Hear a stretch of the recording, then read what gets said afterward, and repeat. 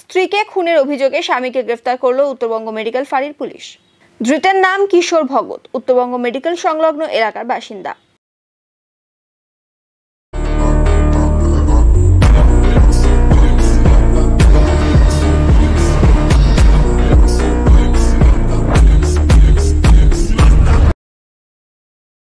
জানা গিয়েছে, পড়াশোনার সময় কিশোর ভগতের সঙ্গে স্ত্রী নেহার প্রেমের সম্পর্ক গড়ে ওঠে।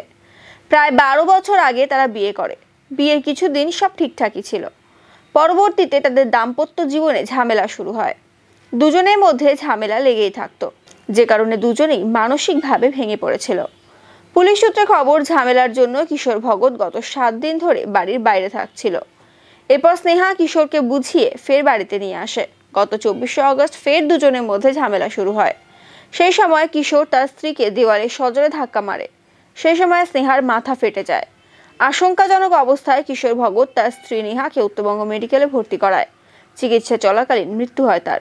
ঘটনার পরে মৃতার পরিবারের পক্ষ থেকে মেডিকেল ফাঁড়িতে খুনের অভিযোগ দায়ের করা হয়। তদন্তে নেমে পুলিশ কিশোর ভগতকে গ্রেফতার করে। আজ ধৃতকে শিলিগুড়ি আদালতে পেশ করা হয়েছে। গোটা घटनार तदंत पुलिस। मेरा से कोई उसका ये नहीं था, मगर हमने उसको उठा के फिर टोटो में डाला। वो थोड़ा हेल्दी था, मेरे को उठाने में भी प्रॉब्लम आया। फिर वो टोटो वाला था और एक मेरा जान पहचान वहाँ का एक भैया स्टाफ जा रहा था। तीनों मिलकर हम लोग हॉस्पिटल पहुँचाए। मेरा किशोर भगत मेडिकल कॉलेज। आपका क्रिकेट कोचिंग भी करते हैं? हाँ हाँ हाँ।